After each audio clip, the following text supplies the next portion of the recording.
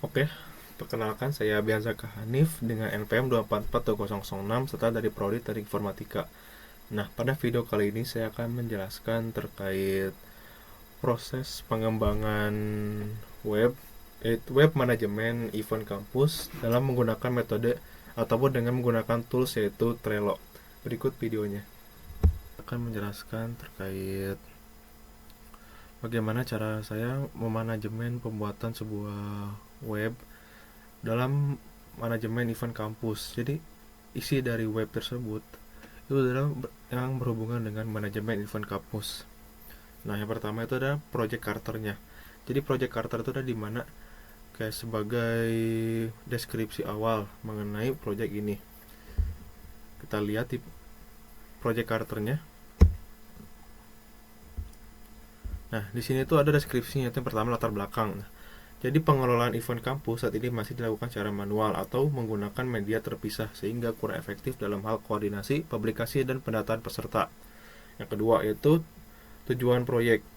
Tujuannya adalah mengembangkan sistem berbasis web untuk memudahkan pengelolaan event kampus secara integrasi. Terus di sini juga kita menambahkan ruang lingkup yang akan kita kerjakan. Itu yang pertama adalah pembuatan aplikasi manajemen event, yang kedua fitur pembuatan event, terus registrasi peserta, dashboard admin, terus ada notifikasi, monitoring status dan data event, yaitu jumlah peserta dan aktivitas event. Setelah terakhir ada laporan atau evaluasi event. Nah, stakeholder pada project ini siapa aja, atau orang-orang siapa aja yang bakal terlibat langsung dalam proyek ini. Itu yang pertama ada mahasiswa, terus yang kedua ada panitia event, terus yang ketiga ada pihak kampus. Nah, terus timeline atau durasi dalam pembuatan webnya itu berapa? Nah, kurang lebih sekitar 3 bulan dalam proses pembuatan dan perkembangan webnya. Nah, terus risiko awal nih ya yang mungkin terjadi pada pengembangan ataupun webnya itu sendiri. Yang pertama ada keterlambatan pengembangan, terus yang kedua ada bug pada sistem, serta ada ketiga rendahnya pengguna sistem. Nah, terus deliverable-nya itu apa? Jadi aplikasi ini tuh merupakan sebuah sistem manajemen event kampus berbasis web. Itu. Nah, berikutnya kita masuk ke tahap planning. Jadi di planning tersebut ada berbagai macam card. Pertama itu adalah scope itu atau ruang lingkup.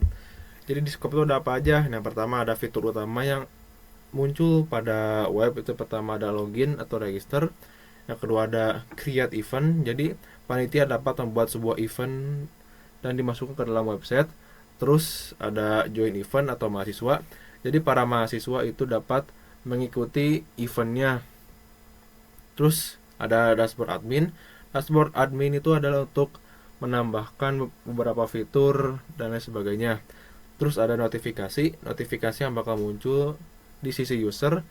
Terus ada monitoring status event. Nah, pada tahap monitoring ini nanti akan muncul sebuah notifikasi di mana event tersebut tuh sedang berjalan atau apa, dan juga bakal muncul di webnya apakah event tersebut sedang upcoming atau belum direncanakan, terus ada ongoing, sedang dilaksanakan, atau selesai. Jadi ada 3 alur. Kalau upcoming itu biasanya event tersebut emang sedang dibuat. Nah, kalau ongoing eventnya sedang dilaksanakan, akan yang terakhir ada selesai. Nah, terus ada monitoring jumlah peserta dan data pendaftaran. Jadi jumlah peserta yang bakal hadir pada event itu dimonitoring secara real time dan secara pasti di website ini, serta data-data orang yang mendaftar untuk mengikuti event. Nah, terus ada laporan sederhana dari hasil event. Nah, jadi laporan-laporan yang sebelumnya itu telah dimasukkan meliputi monitoring status, terus monitoring jumlah peserta dan hal lainnya itu dibuatkan sebuah laporan. Nah, terus yang terakhir adalah jadi sistem ini tuh hanya digunakan di lingkungan kampus. Soalnya kan ini hal-hal yang berhubungan dengan event kampus. Jadi mungkin ditargetkan untuk saat ini adalah orang-orang yang mengikuti eventnya itu dari kampus mahasiswa sendiri yang mengikuti eventnya. Nah, terus maksud batasan itu adalah jadi kita ini tuh tidak sampai sejauh itu dalam pembuatan webnya. Yang pertama batasan itu adalah kita tidak ada pembayaran online atau fitur pembayaran pada websitenya. Nah, terus yang kedua adalah tidak ada mobile app, jadi web only. Jadi jika peserta atau mahasiswa yang ingin mengakses webnya itu hanya bisa melewati Google Chrome atau ya web lainnya lah, bukan hanya sebatas mobile app atau aplikasi di mobile. Nah, terus outputnya apa? Yang pertama adalah aplikasi berbasis web. Terus yang kedua ada data event dan peserta tersimpan dalam database. Jadi data-data event yang telah dibuat ataupun alurnya kayak event tersebut tuh sedang berada di posisi yang mana, serta peserta dari event itu akan disimpan ke dalam database. Serta ada yang terakhir adalah informasi event dapat diakses secara real time. Kayak informasi eventnya, apakah event tersebut sedang upcoming, ongoing, atau sudah selesai. Nah, itu adalah ruang lingkupnya. Terus ada schedule atau alur pengerjaan. Jadi pada minggu pertama dan sampai minggu kedua itu analisis kebutuhan. Jadi kebutuhan apa aja yang bakal dibutuhkan pada web ini. Terus yang kedua adalah pada minggu ketiga dan keempat itu mulai masuk ke dalam desain sistem. Minggu kelima dan ke-8 mulai masuk ke tahap development. Minggu ke-9 sampai ke-10 masuk ke tahap testing, serta minggu 11 sampai 12 masuk ke tahap deployment. Kita lanjut ke biaya atau cost management. Jadi di sini tuh deskripsinya itu adalah hosting dan domain. Karena kan web ini akan di-upload ke dalam sebuah Google Chrome ataupun sebuah Google akan bisa diakses oleh siapapun. Jadi perlu yang namanya hosting dan domain. Nah, itu tuh memakan biaya sekitar 300.000. Terus developer simulasi 2.200.000. Nah, jadi pada proses pengembangan ini, karena peran saya di sini itu sebagai ketua dari sebuah himpunan ataupun ketua dari eventnya, maka yang mengerjakan sebuah websitenya itu adalah mahasiswa itu sendiri. Jadi website ini tuh berbasis akademik. Itulah kenapa developer ataupun biaya untuk proses pengembangannya itu relatif murah, karena yang biayanya bukan memang tenaga ahli atau profesional, tapi mahasiswa itu sendiri. Atau mungkin bisa lebih jelasnya lagi adalah anggota-anggota yang terlibat seperti panitia, ataupun kalau memang event tersebut berasal dari sebuah organisasi berarti para anggota-anggotanya. Nah, terus ada tools tambahan, tools yang nantinya mungkin bakal diperlukan pada proses pengembangan itu sekitar 300.000. Nah, jadi total itu sekitar 2.800.000. Nah, jadi biaya ini tuh disesuaikan dengan skala proyek akademik dan pengembangannya juga dilakukan oleh mahasiswa itu sendiri. Kita masuk ke resiko yang mungkin bakal terjadi. Itu yang pertama adalah keterlambatan development. Itu penyebabnya adalah estimasi waktu tidak akurat atau tim kurang pengalaman. Terus ada dampak project molor, serta mitigasinya itu adalah membuat sebuah timeline detail plus monitoring mingguan. Yang kedua ada bug atau error system, penyebabnya adalah kurang testing. Terus dampaknya itu apa? Yang user tidak nyaman atau sistem gagal. Mitigasinya itu apa? Lakukan testing bertahap atau unit dan sistem. Nah, terus yang ketiga adalah perubahan kebutuhan, requirement change. Penyebabnya adalah stakeholder meminta fitur tambahan. Terus dampaknya itu apa? Nah, nambah waktu dan nambah biaya. Mitigasinya itu adalah kita gunakan change request dan prioritas fitur.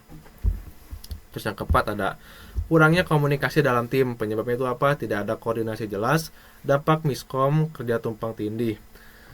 Nah, terus mitigasinya itu adalah apa? Yang pertama ada meeting rutin plus penggunaan Trello agar planning dalam pengembangan proyeknya itu lebih tertata dan lebih rapi. Yang kelima adalah masalah server atau hosting.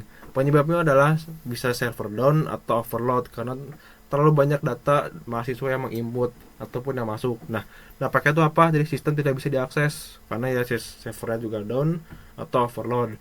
Jadi mitigasinya itu adalah memilih hosting yang stabil serta melakukan backup agar server tidak down atau overload. Nah, Terus yang keenam adalah kehilangan data. Penyebabnya adalah bisa error pada database atau tidak adanya backup.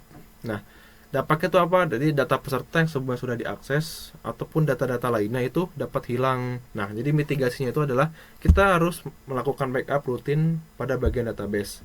Serta resiko yang bakal muncul lainnya itu adalah kurangnya partisipasi user. Maksudnya itu apa? Jadi user tidak tahu sistem atau web tidak tertarik bagi user baik. Jadi ini lebih ke tampilan ataupun fitur pada usernya itu sendiri yang membuat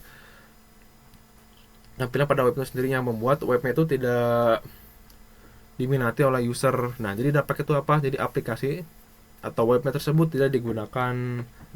Dan mitigasinya itu adalah melakukan sosialisasi dan promosi di kampus mengenai webnya. Terus ada komunikasi. Nah, di sini adalah saya akan menjelaskan terkait alur pada komunikasinya itu. Jadi komunikasi yang diterapkan pada proses pengembangan ini adalah yang pertama melalui WhatsApp, yaitu komunikasi harian.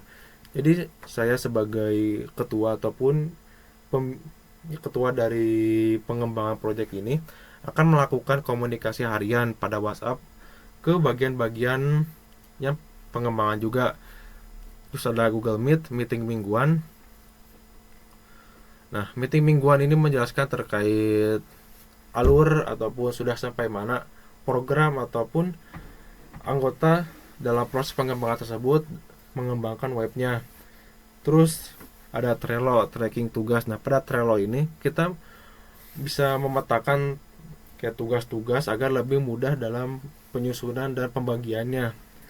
Terus terakhir ada email atau laporan resmi. Jadi laporan resmi ini adalah sebuah laporan perkembangan. Misalkan bisa dibilang sebulan sekali dari webnya itu sendiri dilaporkan ke pihak kampus mengenai perkembangan dari pembuatan webnya ataupun ke pihak-pihak lainnya. Nah, terus kita ada change request atau ada request tambahan. Nah, jadi request tambahan itu adalah penambahan fitur notifikasi. Jadi perubahan itu ada apa? Jadi menambahkan notifikasi email otomatis saat user daftar event. Alasannya mengapa? Karena biar user dapat konfirmasi dan meningkatkan engagement. Serta dampaknya itu gimana? Jadi waktu development itu bertambah yang dari sebelumnya. Jadi ada kemungkinan adanya perubahan waktu ke depannya. Nah, terus cost juga menambah karena kita harus menambah API email. Dan untuk statusnya juga disetujui. Nah, jadi pada cost yang sebelumnya itu ada kemungkinan juga bertambah karena kita nambahin API email.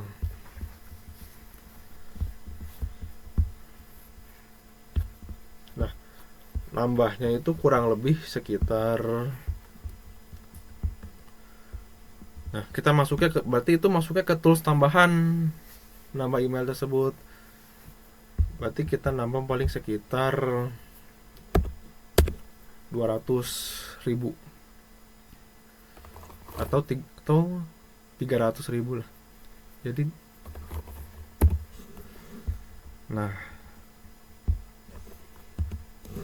Jadi total biaya yang ditambahkan jika kita menambah API email itu sekitar 3 juta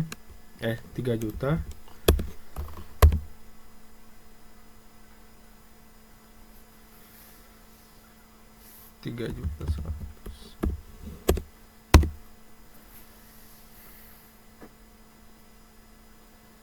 Yap.